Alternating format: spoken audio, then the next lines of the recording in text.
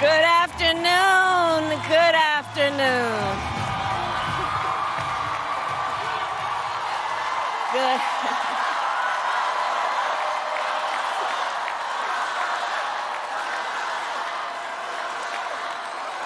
Good afternoon, everyone. Good afternoon. Good afternoon. Good afternoon. Thank you all. Thank you, thank you. Thank you, thank you. So let me say, and I love you back. And I love you back. So let me say, my heart is full today. My heart is full today, full of gratitude for the trust you have placed in me, full of love for our country, and full of resolve. The outcome of this election is not what we wanted, not what we fought for, not what we voted for, but hear me when I say, the light of America's promise will always burn bright. As long as we never give up, and as long as we keep fighting.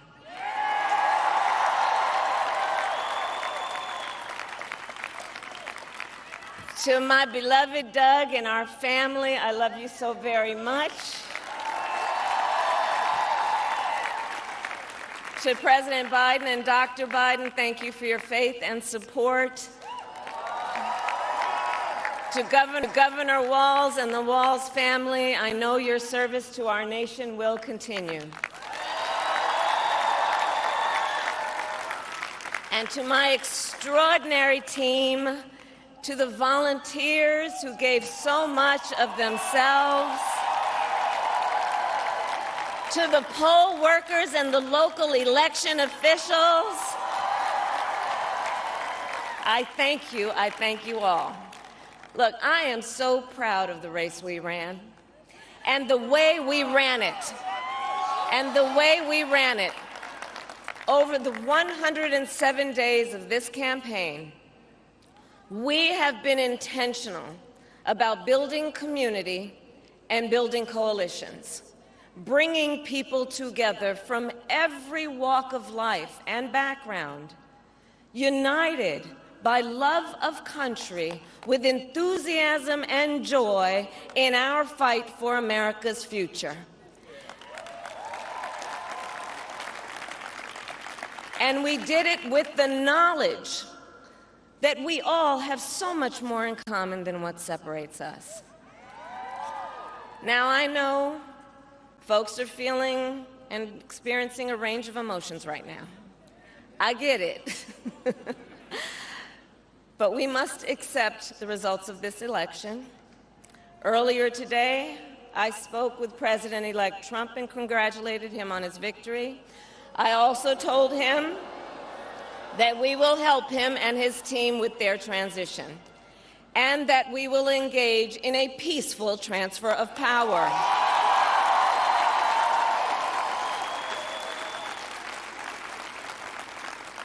A fundamental principle of American democracy is that when we lose an election, we accept the results. That principle, as much as any other, distinguishes democracy from monarchy or tyranny. And anyone who seeks the public trust must honor it. At the same time, in our nation, we owe loyalty not to a president or a party, but to the Constitution of the United States.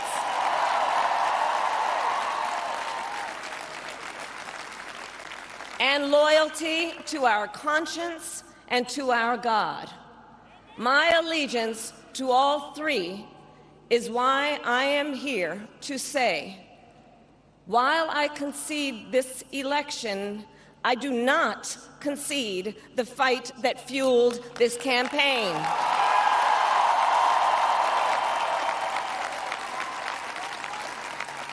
The fight for freedom, for opportunity, for fairness, and the dignity of all people. A fight for the ideals at the heart of our nation, the ideals that reflect America at our best. That is a fight I will never give up.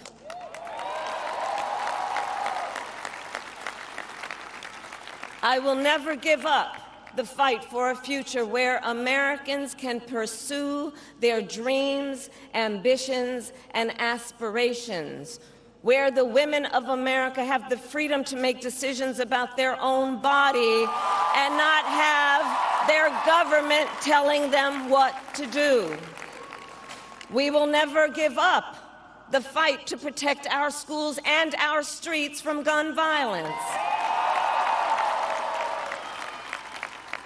And America, we will never give up the fight for our democracy, for the rule of law, for equal justice, and for the sacred idea that every one of us, no matter who we are or where we start out, has certain fundamental rights and freedoms that must be respected and upheld.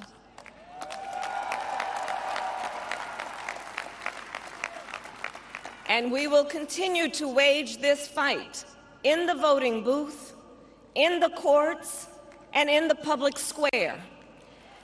And we will also wage it in quieter ways, in how we live our lives, by treating one another with kindness and respect, by looking in the face of a stranger and seeing a neighbor, by always using our strength to lift people up, to fight for the dignity that all people deserve. The fight for our freedom will take hard work, but like I always say, we like hard work. Hard work is good work. Hard work can be joyful work. And the fight for our country is always worth it. It is always worth it.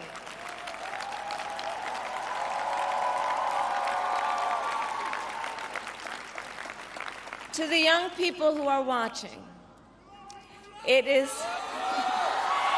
I love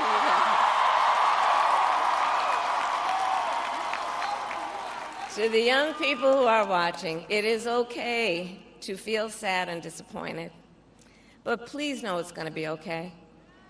On the campaign, I would often say, when we fight, we win. But here's the thing. Sometimes the fight takes a while. That doesn't mean we won't win. That doesn't mean we won't win. The important thing is don't ever give up. Don't ever give up. Don't ever stop trying to make the world a better place. You have power. You have power. And don't you ever listen when anyone tells you something is impossible because it has never been done before.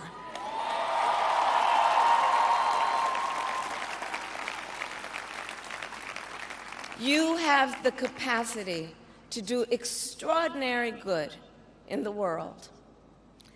And so to everyone who is watching, do not despair.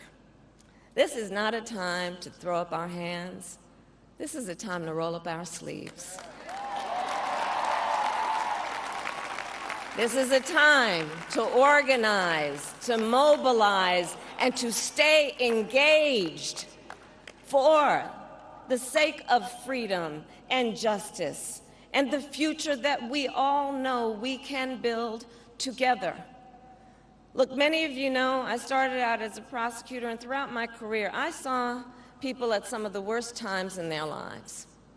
People who had suffered great harm and great pain, and yet found within themselves the strength and the courage and the resolve to take the stand, to take a stand, to fight for justice, to fight for themselves, to fight for others. So let their courage be our inspiration. Let their determination be our charge. And I'll close with this. There's an adage an historian once called a law of history, true of every society across the ages. The adage is, only when it is dark enough can you see the stars.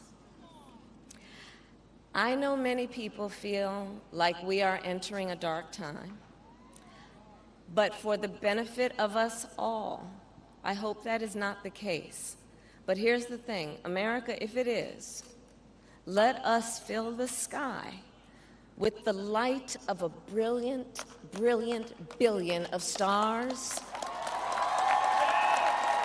The light of optimism, of faith, of truth, and service.